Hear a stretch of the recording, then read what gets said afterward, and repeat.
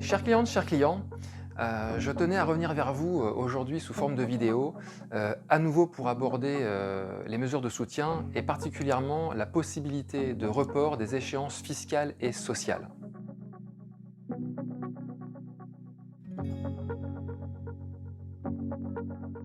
On va commencer par aborder la possibilité de report des échéances fiscales.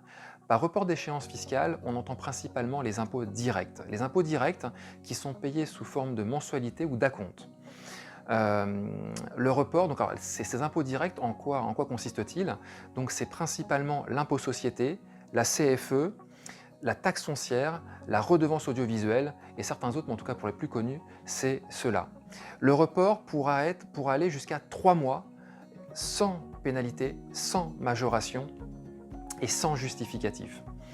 Ce qu'il faut savoir aussi également, c'est que pour les cas les plus compliqués, pour les plus difficiles, les entreprises les plus en difficulté, il sera possible de demander une remise de certains de ces impôts directs. Dans ces cas-là, je vous encourage vivement à vous rapprocher du collaborateur qui s'occupe de votre dossier pour pouvoir remplir avec lui le document approprié. Un point également complémentaire pour les échéances de mars. Si certains d'entre vous n'ont pas eu le temps, ont oublié ou ne savaient pas qu'il était possible de reporter certaines échéances et qu'il n'est plus possible de faire opposition sur le paiement, il est encore possible de vous rapprocher du SIE duquel vous dépendez, donc le service des impôts des entreprises, duquel vous dépendez pour demander un remboursement. Quand on parle d'impôts directs, donc par réciprocité, on suppose qu'évidemment les impôts indirects ne sont pas éligibles à ce report. Donc effectivement, par impôt indirect, qu'est-ce qu'on entend? On entend 1. La TVA et 2. Le prélèvement à la source. Donc pour apporter plus de précision, on va aborder donc ces différents impôts directs un par un. Concernant l'impôt sur les sociétés. L'impôt société, il y a deux façons de le régler entre guillemets. Il y a les acomptes et le solde d'IS. Les acomptes d'IS, c'est quoi? Quand, lors d'un exercice, vous avez un résultat comptable ou un résultat fiscal supérieur à 0, il y a un IS, un impôt société qui s'applique sur ce résultat. Si ce montant d'impôt sur les sociétés est supérieur à 3 000 €, l'année suivante, vous avez l'obligation de verser un acompte en 4 fois. Cet acompte sera égal à un quart du montant de l'impôt société que vous avez payé l'année d'avant. Les dates des acomptes sont les suivantes, c'est toujours les mêmes, c'est le 15 mars, 15 juin, 15 septembre, 15 décembre. Donc nous concernant, forcément, on vise principalement l'acompte sur les sociétés du 15 mars et peut-être, suivant la situation, comment elle va avancer, peut-être qu'on aura le droit également de reporter l'acompte sur les sociétés du 15 juin. Mais pour l'instant, on pense au 15 mars. Ça veut dire quoi? Ça veut dire que pour les sociétés qui clôturent là au 31 décembre 2019, pour ceux qui ont un résultat positif, sur lesquels on va calculer un impôt sur les sociétés. Si cet impôt donc, est positif, ce montant-là, lui, ne pourra pas être reporté puisqu'on appelle ça un solde d'IS, donc il devra être payé à l'échéance prévue. Donc j'insiste, on peut reporter l'acompte d'IS, pas le solde d'IS. Autre impôt indirect, la redevance audiovisuelle qui concerne principalement donc les entreprises du secteur de l'hébergement et de la restauration. Cette redevance, normalement, doit être déclarée avec la TVA de mars et donc payée en avril. Là, ce qu'on nous propose, c'est de reporter, de décaler de 3 mois le paiement de la redevance audiovisuelle pour en fait la déclarer avec la TVA de juin et donc la payer au mois de juillet. Donc ça, c'est extrêmement intéressant. N'hésitez pas à vous rapprocher à nouveau du collaborateur qui s'occupe de votre dossier pour qu'il puisse en prendre compte. Surtout que là, si vous demandez le décalement, le report de cette échéance-là, donc non seulement il faut reporter le paiement, mais il faudra également reporter la déclaration. Donc il ne faut pas la déclarer en mettant 0. Voilà, mais ça, on connaît, il n'y a pas de souci. Dernier point par rapport aux impôts directs, donc quand on pense à la CFE et à la taxe foncière, si vous avez mensualisé ces deux taxes-là, il sera possible aussi de reporter donc 3 acomptes d'un 12e, donc imaginons mars, avril, mai, jusqu'au paiement du solde. Quand on pense à la taxe foncière est à payer en général au mois d'octobre, donc ça veut dire que les 3 mois que vous aurez décalés maintenant seront à payer au mois d'octobre 2020, et concernant la CET, les 3 mois que vous aurez décalés seront à payer au mois de décembre 2020, au moment où on paie le solde. Voilà les précisions que je tenais à vous apporter concernant les impôts directs et leur possibilité de report. Autre point également, les crédits d'impôt. Je prends l'exemple des sociétés qui clôturent au 31 décembre 2019. Imaginons que nous soyons en train d'établir votre bilan, c'est-à-dire l'IAS fiscal, et que dans le bilan du 31-12-2019, vous ayez un crédit TVA, vous ayez un crédit d'impôt apprentissage, formation, un crédit d'impôt recherche, innovation et d'autres. Normalement, pour recevoir ce crédit d'impôt dans vos comptes, il faut d'abord déposer l'alias fiscal. L'administration fiscale doit ensuite traiter l'alias et c'est 2-3 semaines après en général qu'on reçoit ce crédit d'impôt. Là, ce que nous permet l'État, compte tenu tenu des circonstances et que c'est exceptionnel, c'est de demander le remboursement de ce crédit d'impôt avant même que l'alias fiscal soit envoyé ou avant même que l'alias fiscal soit traité. Donc si jamais cette mesure vous intéresse, à nouveau, n'hésitez pas à vous rapprocher du collaborateur qui s'occupe de votre dossier, nous nous occuperons des démarches. Et un dernier point concernant les reports fiscaux, des échéances fiscales, c'est le prélèvement à la source. Sur le prélèvement à la source, comme je vous le disais, comme la TVA, il n'y a pas de mesures dérogatoires par rapport à ces impôts-là, pour l'instant en tout cas. Donc ce que vous pouvez faire, comme d'habitude, c'est si vos prévisions vous permettent de l'anticiper, c'est de moduler votre taux ou votre acompte de prélèvement à la source. Il faut savoir que, quel que soit, depuis que ce dispositif est en cours, il y a possibilité de décaler 3 fois par an un acompte mensuel et de décaler 1 fois par an l'acompte trimestriel. Et là, en l'occurrence, ces décalages qui sont possibles 3 fois sur une année, vous pouvez très bien les cumuler, donc mars, avril, mai, et donc ils seront à payer au moment du solde, donc en septembre de l'année qui correspond. Voilà ce que je souhaitais vous dire concernant les possibilités de report des échéances fiscales.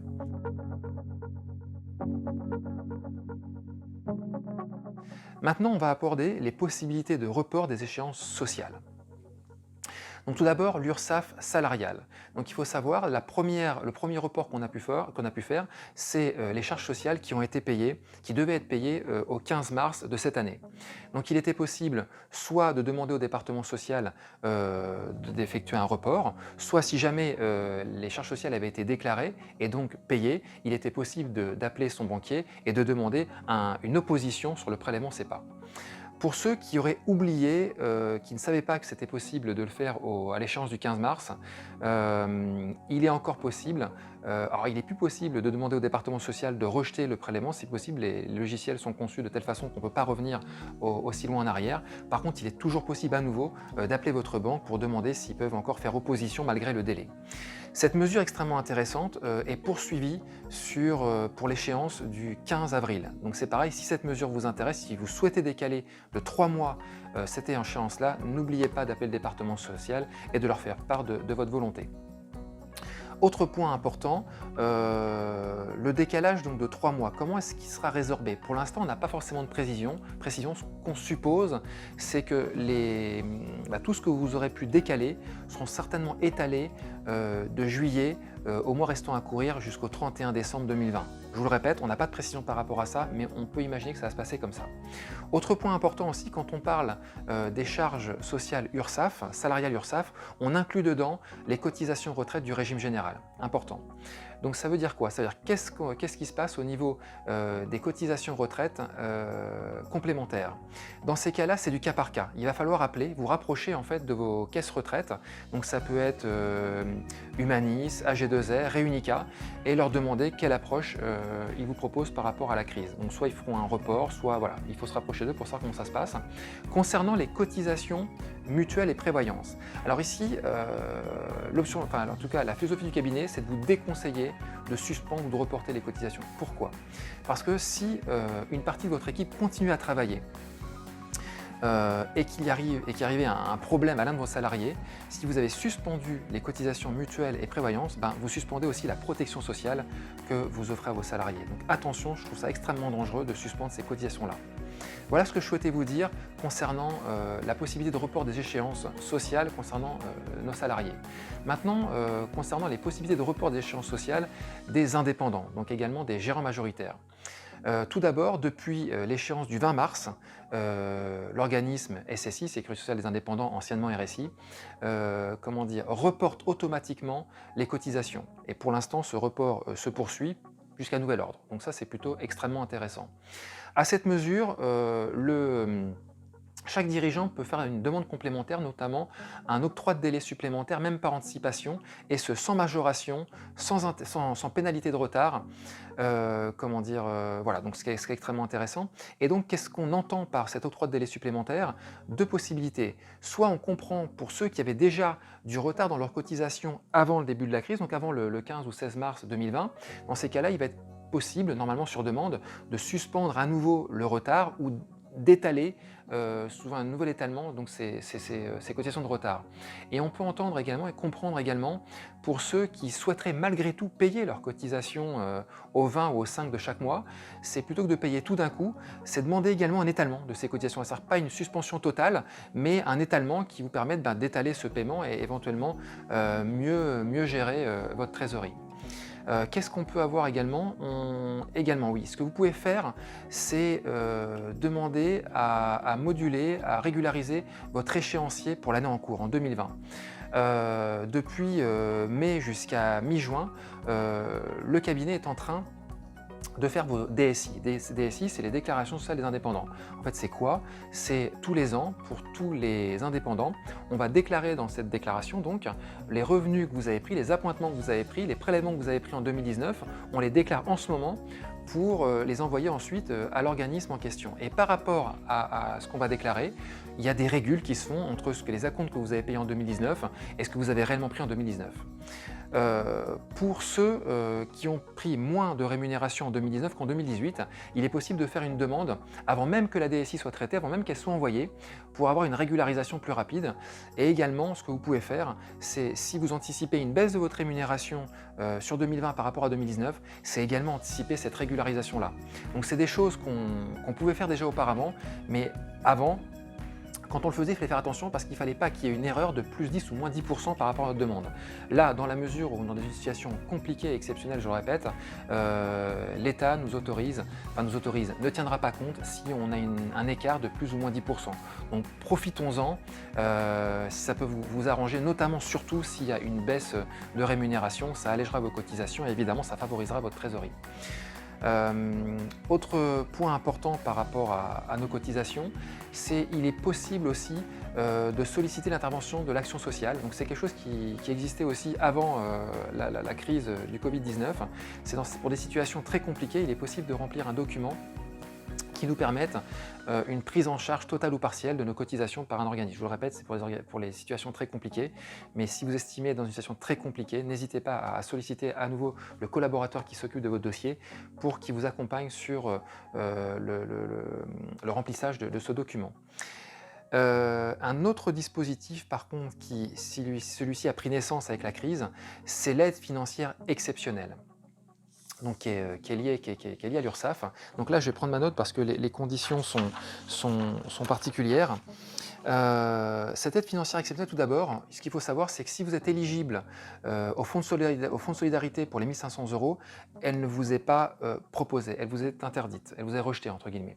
Maintenant, si vous n'êtes pas éligible au fonds de solidarité, vous pouvez donc solliciter cette aide financière exceptionnelle. Donc je vous donne les conditions pour en bénéficier. 1. Il faut avoir effectué au moins un versement de cotisation depuis son installation. 2. Avoir été affilié avant le 1er janvier 2020. 3. Avoir été impacté par la crise du Covid-19 de manière significative, à savoir soit par des mesures de réduction, soit ou de suspension d'activité. Et enfin, être à jour de ses cotisations sociales personnelles au 31 décembre 2019 ou alors avoir un échéancier en cours qui est respecté. Donc pour pouvoir bénéficier de cette aide, il faut respecter donc ces conditions-là. Le souci ici, c'est que cette aide a bien été mentionnée par les documents de Bercy, mais on ne sait pas en quoi elle va consister. Est-ce que ça va être un montant financier exceptionnel, comme c'est indiqué, que vous allez toucher, alors soit à titre personnel, soit pour la société? Est-ce que ça va être une réduction, un allègement de charges? Là-dessus, on n'a pas d'informations complémentaires, donc on se tient au courant. Dès qu'on a plus d'informations, on vous tient au courant. Ensuite, concernant nos caisses retraite complémentaires, comment ça va se passer? Là, c'est un peu comme les caisses retraite complémentaires des salariés. C'est du cas par cas. Il faut appeler chaque caisse, connaître leur approche.